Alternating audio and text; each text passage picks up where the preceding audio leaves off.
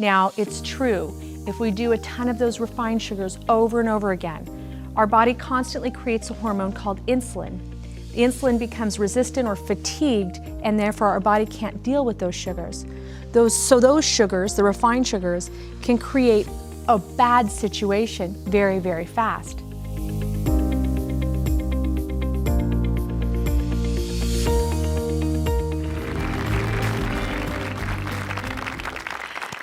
Thank you very much. I'm Haylie Pomroy, and I am here to break down some of the myths that we believe about blood sugar issues and rebuild the truth of how you can use food as a prescription to stabilize your blood sugar, to reverse prediabetes and even diabetic situations, and how we can actually heal the body and stop dealing instead of healing. You may have heard that blood sugar is bad and that we need to eliminate sugar as a whole from your diet. But without sugar, real sugar, the kind that comes from fruit and even vegetables, your body will not be able to generate energy. And that's not just energy so that you can do things, that's cellular energy so that you can build muscles, so that you can create an immune system, so that your entire body can be healthy and healthful. Without sugar, you will actually consume the sugar that we store in our body in either the muscle or in the liver, and those tissues will gradually waste away. You'll find yourself easily fatigued. All those individuals that do those low carbohydrate, low fruit diets, that's because we're starving our bodies of natural sugars. Individuals that do those for a long period of time can get depressed, and if we completely deprive our bodies from sugar, eventually we'll actually die. Energy is incredibly important for a successful and happy life. But again, I'm not just talking about, energy to get up in the morning and run your kids around or to pull off that next meeting. I'm talking about it on a cellular level. The energy that next time you create a new cell, it's actually a healthy cell. The energy that tells your body to send nutrients to the brain for memory and cognition.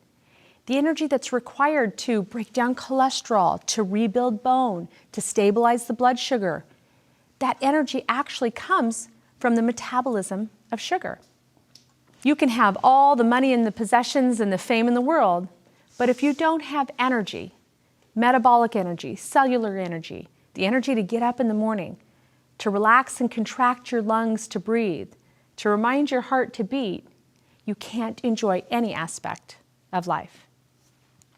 Yes, it's definitely true that refined sugars, what we call the white sugars, are bad for health. They weren't really born bad. They actually got bad by us putting them through a chemical process, a lot of times using chlorine and a lot of other very harsh chemicals, to extract all that was good about them in the first place. We have taken foods, fruits, and created fructose. We've taken corn and created corn syrup. We've taken cane sugar and created refined white sugar that is killing many, many Americans. We're all aware of that. But actually, healthy sugars, the sugars that we get from complex carbs, rices and wild rice, things like quinoa, things like oatmeal, those are so valuable for our body, and yet so many people aren't able to metabolize them, so we've made those the bad guys. We get natural sugars from fruit. I think you can believe that when I talk about mangoes or grapes or bananas, we can just taste the sugar and enjoy that process in our body. Sugar, again, stimulates energy, stimulates the blood flow to the brain. That's one of the reasons why we get so excited when we consume sugar, and also why we can see kids bouncing off the wall when they consume too much refined sugar. The refinement process of sugar allows it to get delivered into the bloodstream really, really rapidly and shuttled into the wrong places like fat cells, certain aspects of the brain, even into the certain smooth muscles of the heart. Many individuals metabolically are having a problem with those sugars, having a problem breaking down sugars that are not just refined, but also that come from the complex carbs like the grains, that come from fruits. And maybe you weren't aware of the fact, but there's also a lot of vegetables that have sugars. Beets have sugars. Anything that has a complex carb can be converted into a sugar. Carrots have sugars. Potatoes have sugars. Our body takes all of those foods and breaks them down and creates those healthy sugars, again, to create cellular energy. It's not that the body is getting too much sugar. It's that the body starts to have a problem if it can't metabolize sugar. Now, it's true, if we do a ton of those refined sugars over and over again, our body constantly creates a hormone called insulin. The insulin becomes resistant or fatigued, and therefore our body can't deal with those sugars. Those sugars, the refined sugars, can create a bad situation very, very fast. But for so many individuals, they have a hard time even processing the healthy sugars, the ones that come from the grains and the fruits and the vegetables. And when that's the case, our health really starts to decline. This is not caused by the fact that those foods, our body can't utilize those foods. That's the process. No one ever gained weight because they ate too much oatmeal or too many apples, or got diabetes because they ate one too many mangoes. Those foods can become a stress when the mechanism that allows the body to take sugar and convert it into cellular fuel goes off. Those dysfunctional metabolic pathways can happen in many different areas of the body. When the body can't control sugar, there is dysfunction in one or more, sometimes hundreds, of the different metabolic pathways that control sugar metabolism. So they aren't on a cellular level realizing the benefits of the natural sugars that they eat. And what we find, and many of you can probably relate to this, especially if you have metabolic syndrome, diabetes, prediabetes, you find that your body actually craves sugar. And there's a reason for this. That's because you're not realizing the benefits of actually consuming those natural sugars.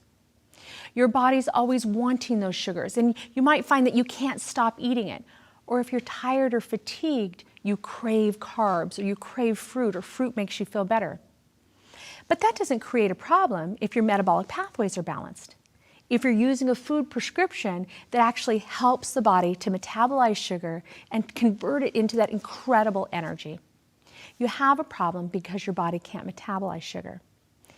And if that's your problem, don't be frustrated, don't be angry, don't feel like you don't have good willpower if by 6 o'clock or 4 o'clock in the afternoon all you can do is consume carbs. It's because your body's trying to tell you something. You crave sugar because you have a blood sugar issue. And you have a blood sugar issue because you're not metabolizing sugar. Kind of interesting, right?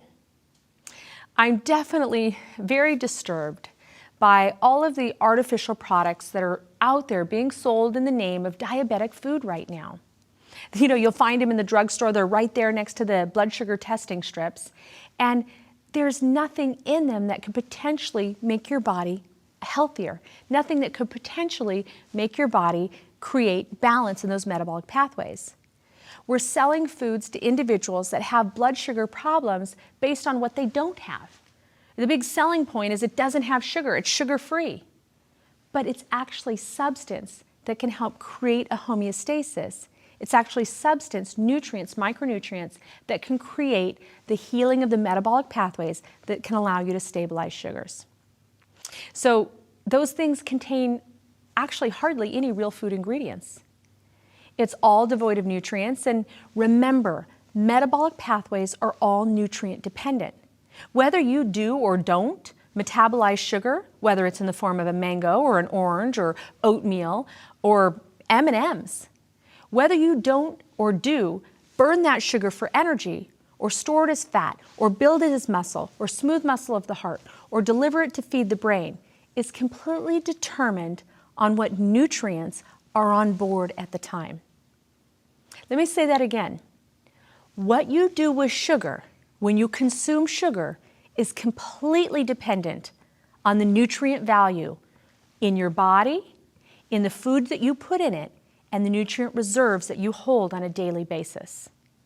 So whether you have a good vitamin D level or storage, whether you have good muscle mass, whether you have fabulous bone density, determines on whether you take those M&Ms and convert it to fat, or take those M&Ms and convert it to energy.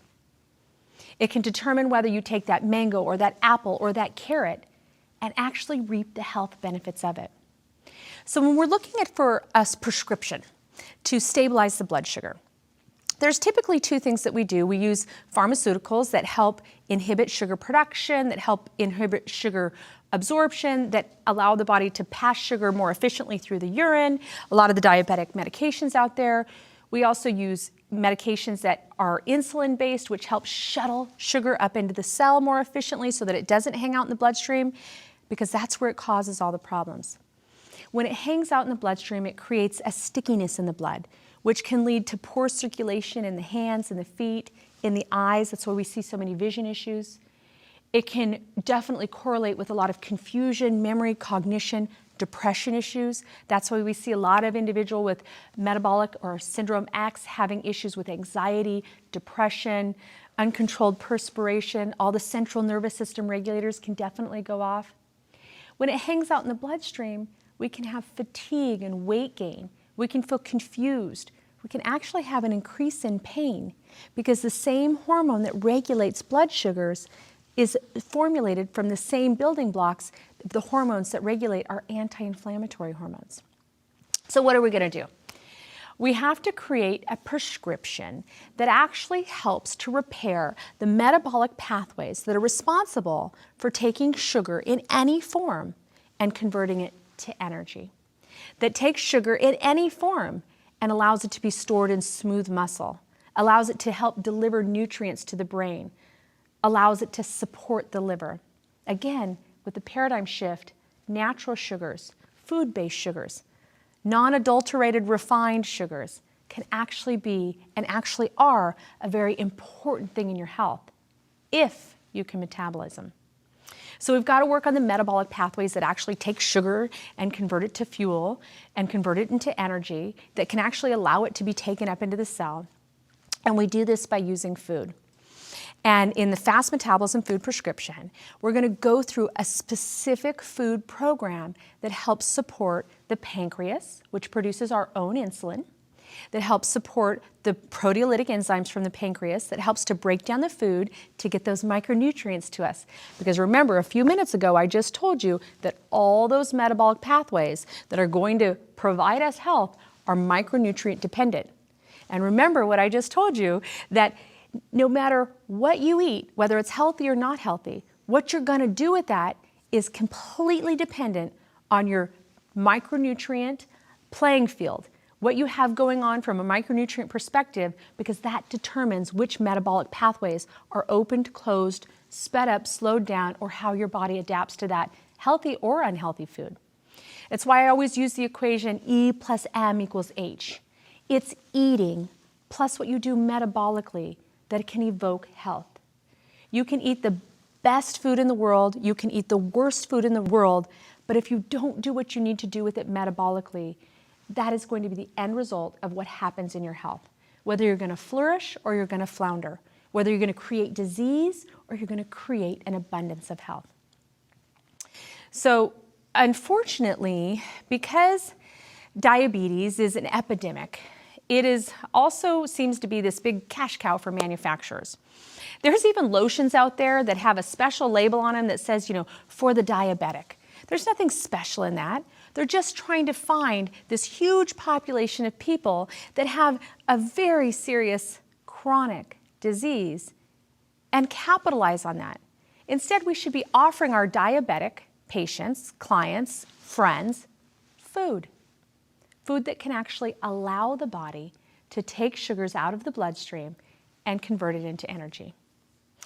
I always say that diabetes is like a leak in the roof, and just medicating and not feeding. Now remember, the National Institute of Diabetes has stated that diabetes is a disorder of the metabolism.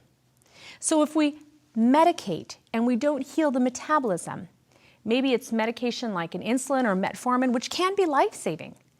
But if we don't also feed and nourish the body, it's like putting a bucket under a hole in the roof to support the leak.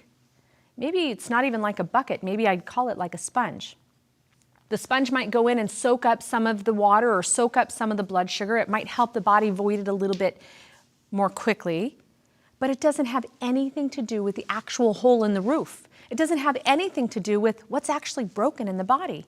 Again, when we're talking about blood sugars, it's the body's ability to take sugar and convert it to energy. It certainly isn't fixing anything, because if it fixed something, we'd be able to go on the medication for a short period of time, repair the problem, and restore health. So one of the things that I like to say is that when we look at blood sugar, we need to look at blood sugar before we've eaten. A lot of times when you go into your doctor's office, and this is what we work through in your health empowerment workbook. We're working through how to prepare for your visit. A lot of times they do a fasting blood sugar, which means when you haven't eaten, what are your levels of blood sugar in the body? And that's a lot of times what we used to determine for years if an individual was diabetic or not. Anything over 100, 110 consistently, you were considered a diabetic. Now we've added a new lab relatively in the last 5 or so years, they're using it more frequently, that's called the hemoglobin A1C. And this, we kind of say, gives us about a 90-day average of what your blood sugars are running. It actually lets us know how many times your body attempts to get sugar into the cell and isn't successful. Kind of like how many times you try to walk through the doorway and you bang your head against the door jamb. And we look at the hemoglobin A1C and gosh, they keep inching this number down, but anywhere above a 6, we really are concerned about an individual becoming diabetic. And anything above a 5.8, we consider an individual pre-diabetic. But when we're looking at this, we're looking at a snapshot. We're looking at how much blood sugar is pooling when you've fasted, what's happened all through the night. And we're looking at what's going on in the body at that moment in time. But to really repair the body's ability to use sugar and convert it into energy, we need to look at the blood sugar several times because it all means different things. So in my practice, when we're using a food prescription, I have for you the list of labs that I love to see you have run with your practitioner. I also have in your workbook, we're going to do the health wish list.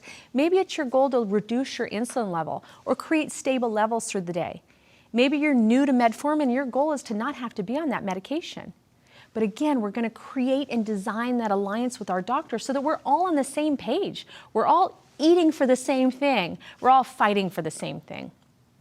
So when I check blood sugars, and this is something that I recommend for my clients, is we do it 4 times during the day actually, so that we can create the true prescription for health and we can really see what the body's doing metabolically. First, I always check the blood sugar right before bed. Ideally, I like it to be about 2 hours after eating. What I'm looking for is at the end of the day, as the body starts to go into rest and restoration mode, as the body starts to work on bone density and this more of the parasympathetic nervous system, and the body starts to alkalinize the pH a little bit, I like to see what the blood sugar's doing. Again, right before bed, ideally about 2 hours away from your last meal. Then I like to take the blood sugar first thing upon waking. And my goal is to really do it before you've gotten up and you've been very active. So usually within, 10 to 15 minutes max of waking. And when we're doing this, we're seeing what the body did throughout the night. Throughout the night, we should be in a state of rest and restoration. We should be building bone density. Metabolically, our sleep is when we lose the majority of our weight. Metabolically, when we sleep, it's when we create. Our hair grows the most when we sleep. Our nails grow the most when we sleep. We produce more collagen and elastin when we sleep. We are supposed to be in build and rebuild mode. And in order to do all of that, it actually takes a lot of cellular energy. So what should happen metabolically in your blood sugars is the number when you went to bed should be higher than the number when you wake up in the morning. I'm going to say that again. The number when you go to bed at night, let's say you go to bed at night and your number's 92. When you wake up in the morning, it should be lower, 82. Because what's happening is if your body really did get deep restorative sleep, if your body really did build hair, bones, skin, nails, brain chemistry, it should have used up some of that sugar that was hanging out in the bloodstream. So many individuals that have a problem that end up being diabetic. These are some of the earliest signs we see is they actually have that inverted. They go to bed and they're at 93. They wake up and they're at 115. And I always say to them, where'd you get that sugar? I've heard of the, sugar plum fairies, but I've never heard of them actually feeding you in the middle of the night. So what we want to do is we want to find out is where did your body get that sugar? Your body did that by accessing sugar, glycogen in the muscle or in the liver. And it does that when it doesn't have the right, proper, correct micronutrients on board to do the job of rebuilding and repairing. If you don't rebuild and repair when you sleep, you perish. That's all there is to it. If you don't naturally have that circadian rhythm, if you don't naturally restore the micronutrients that are broken down in the heart muscle every night when you sleep, we won't have health. So the body actually elevates the blood sugar in the middle of the night in order to give you fuel. Remember, sugar gives you energy, cellular energy, to actually make life go on. But that is one of the first signs I see with my clients that they're starting to use sugars in a dysfunctional way. So I always encourage individuals, my young clients, my clients that just want to maintain the energy, whether they're 50, 60, 70, or 80, the energy that they had in their 20s, if that's your goal, we've got to be testing your blood sugar, and we've got to be doing it this way. The other times that I like to check the blood sugar is 1 hour to 2 hours post-eating.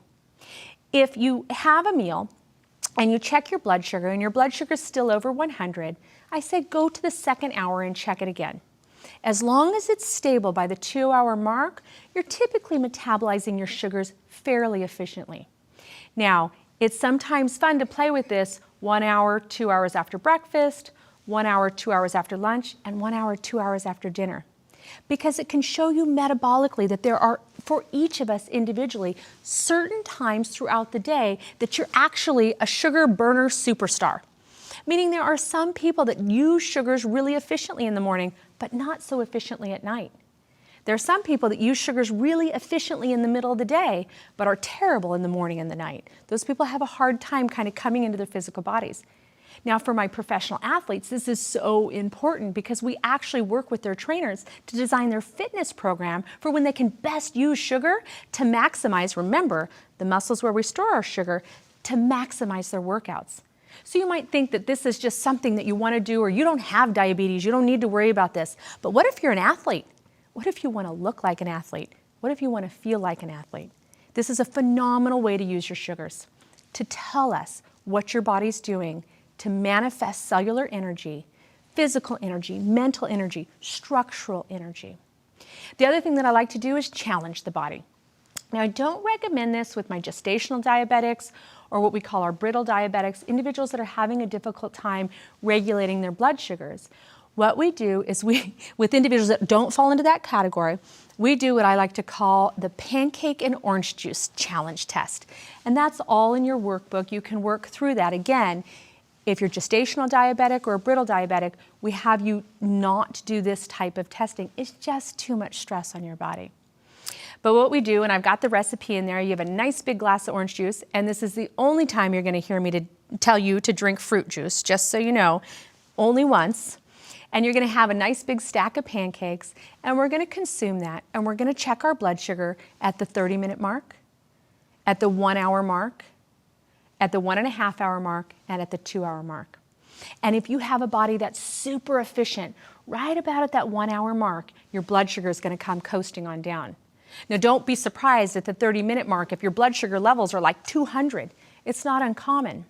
But that's going to let us know how quickly or how slowly you convert sugar into energy.